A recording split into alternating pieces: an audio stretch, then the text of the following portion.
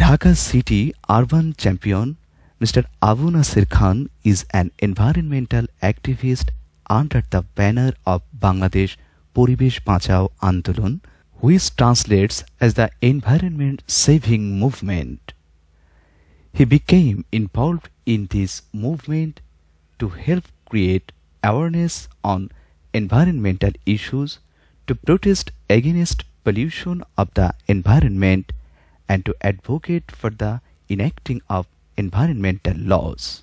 This inspiring movement has already had a significant impact through raising awareness among the population regarding the importance of a safe and healthy environment. আমরা যখন আন্দোলন শুরু করেছি, বুড়িগঙ্গা বাঁচাও আন্দোলন, lake বাঁচাও আন্দোলন কিংবা জলাধার বাঁচাও আন্দোলনগুলো শুরু করেছি, তখন অধিকাংশ মানুষ আমাদেরকে সহজে গ্রহণ করে নাই আন্দোলনকে। তারা বলেছে যদি এই লেকগুলাতে বাসাবাড়ি না করে তাহলে করবে কোথায়, এরকম একটা অবস্থায় ছিল। বুড়িগঙ্গা নদীকে বাঁচাতে হবে এমন কোনো ইম্পর্টেন্ট কোনো বিষয় ছিল না তাদের কাছে।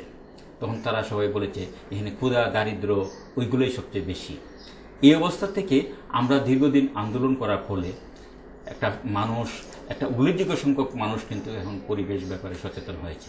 তারা এখন বলছে যে না, পরিবেশটা একটা গুরুত্বপূর্ণ বিষয় এবং এটা জীবন মরণের সাথে সম্পর্কযুক্ত বিষয়। তবে সবচেয়ে বেশি গুরুত্ব বহন করেছে আমাদের বিষমুক্ত খাদ্য আন্দোলন এবং বুড়িগঙ্গা বাঁচাও আন্দোলন। আপনারা দেখেন এই যে বুড়িগঙ্গা বাঁচাও আন্দোলনের ফলে যে জিনিসটা হয়েছে, সারা দেশের মানুষ এখন এটাকে নদী বাঁচাও আন্দোলন কিংবা একটা পরিবেশ আন্দোলনের সাথে সমতুল্য হয়ে উঠছে। আরেকটা বিষয় সবচেয়ে বেশি গুরুত্বপূর্ণ ঢাকা শহরের জন্য, সেটা হলো খেলার মাঠ এবং পার্ক উদ্যানগুলা। এগুলা নিয়ে আমরা অনেকগুলা মাঠ, যেমন মিরপুরের লাল মাঠ, লালমাটিয়ার খেলার মাঠ কিংবা মিরপুরের সবুজ চত্বর, এগুলা রক্ষা করতে যাই হাজার হাজার মানুষ এই সমস্ত আন্দোলনে অংশগ্রহণ করেছে এবং এই খেলার মাঠটা একটা বাংলাদেশের পরিবেশের জন্য তার চেয়েও বেশি জনস্বাস্থ্যের জন্য একটা খুব গুরুত্বপূর্ণ উপাদান হিসেবে দেখা দিয়েছে। ইন্ডাস্ট্রিয়াল পলিউশন এবং অন্যান্য পলিউশন মিলিয়ে আমাদের অনেকটা অবস্থা হয়েছে। আগামী কয়েক বছর পরে, 10-15 বছর পরে যদি 10 থেকে 20% মানুষ যদি ক্যান্সার সহ এরকম নানা রকম দুরারোগ্যে অসুস্থ হয়ে যায়, আশ্চর্য হওয়ার কিছু থাকে। যদিও মানুষের সচেতনতা আগের চেয়ে অনেক বেশি বৃদ্ধি পাইছে, এখন আমাদের মৌলিক কিছু বিষয় নিয়ে আন্দোলন করতে হচ্ছে। যেমন ধরুন, এই মৌলিক অধিকারের মধ্যে আছে আমাদের আহার, বাসস্থান, শিক্ষা, স্বাস্থ্য, এই সমস্ত। তার চেয়েও মৌলিক হয়ে গেছে এখন পানি এবং পরিবেশটা। কারণ আপনারা দেখেন যে বাসস্থান ছাড়া আপনি হয়তো বেশ কিছুদিন বাঁচতে পারবেন, শিক্ষা ছাড়া বেশ কিছুদিন বাঁচতে পারবেন, কিন্তু পানি ছাড়া একদিন কি বাঁচতে পারবেন? তেমনি বাতাসটাও সাংঘাতিকভাবে দূষিত হয়ে যাচ্ছে। সুতরাং আমরা মনে করি এই যে পানি দূষণ বা বাতাস দূষণ যেটা, সেটা মৌলিক অধিকারের চেয়েও বেশি এখন জীবন ধারণের জন্য এসেনশিয়াল অধিকার।